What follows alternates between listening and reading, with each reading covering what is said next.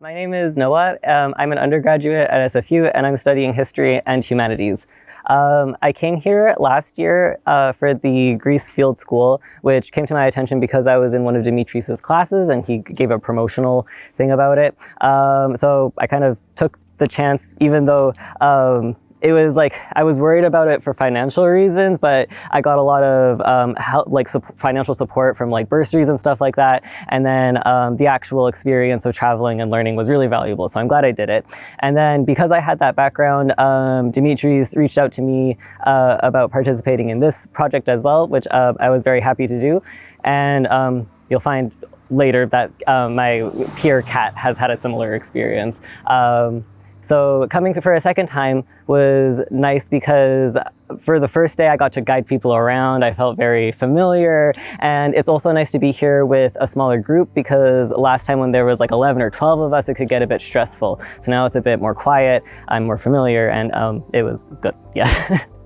Yeah, the kinds of excursions that we went on were very different from last year because last year we actually just had like lectures that we did while we were here, and we went on a couple excursions, but totally different experience this time.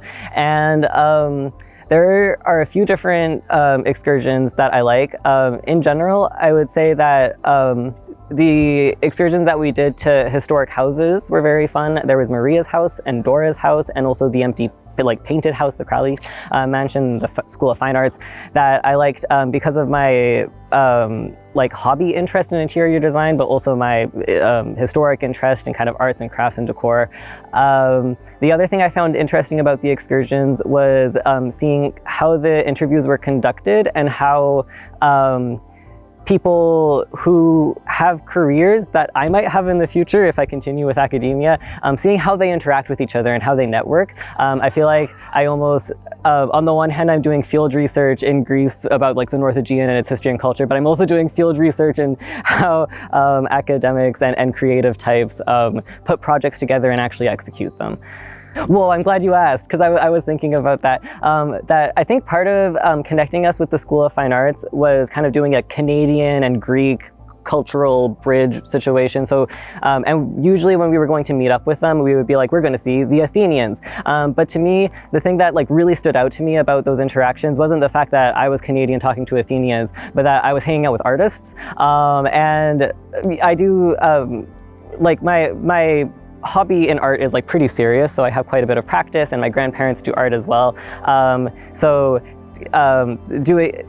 Usually I'm here as an academic and I'm doing my classes all the time and I'm not drawing as often, but I had the opportunity this time to have like real artists see my sketches and say, hey, those are really good, and I hope you like actually study painting and continue that.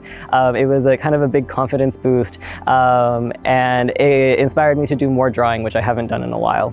The fact that there may be a third year is pretty exciting, and throughout the trip there has been a few talks about like we're building relationships and this is an ongoing project, and it's a little bit nerve-wracking, or like it makes me a little bit nervous because I'm only an undergrad and I don't know what my future is yet, but now I'm thinking maybe I should learn Greek and maybe I should really take this field and sub-discipline seriously and take the opportunity if it's here. And then, yeah, if there's a third year, I could come back, meet history students, maybe my Greek would be better and we could talk with each other more. And I really, I'm interested in